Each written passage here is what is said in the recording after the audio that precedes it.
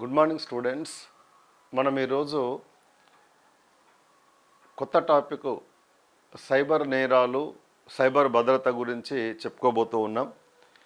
మన group 2 main సిలబస్లో ఇచ్చినటువంటి సైన్స్ అండ్ టెక్నాలజీ ఇచ్చిన అంశాల్లో ఒకటి సైబర్ భద్రత అనేది ఇచ్చాడు. కాబట్టి ఇందులో భాగంగా మొట్టమొదలు సైబర్ నేరం అంటే ఏంటిది, సైబర్ భద్రత అంటే ఏంటిది అవి చెప్పుకోవాలి.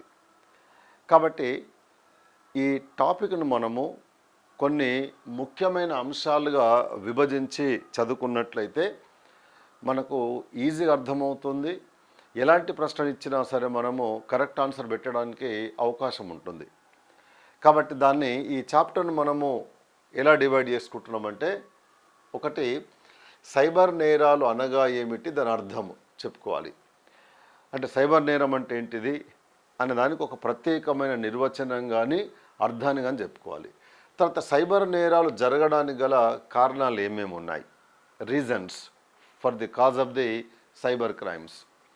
తర్వాత నెక్స్ట్ సైబర్ నేరాలకు పాల్పడే వ్యక్తుల యొక్క మనస్తత్వాలు ఎట్లా ఉంటాయి అనేటువంటి దాన్ని చెప్పుకుంటాం. అంటే సైకాలజీ ఎలా ఉంటుంది, ఎటువంటి వ్యక్తులు సైబర్ నేరాలకు పాల్పడుతున్నారు అనేటువంటి దాన్ని ఇక్కడ డిస్కస్ చేయడం జరుగుతుంది.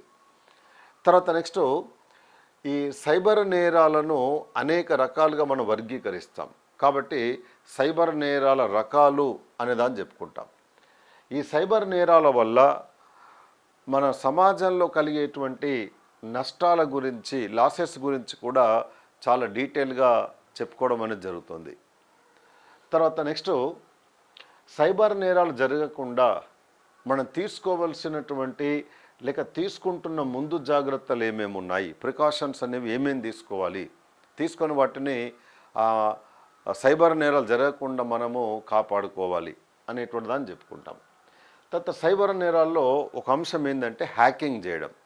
ఒక కంప్యూటర్ను, ల్యాప్టాప్ను లేదా మొబైల్ ఫోన్ హ్యాకింగ్ చేయడం.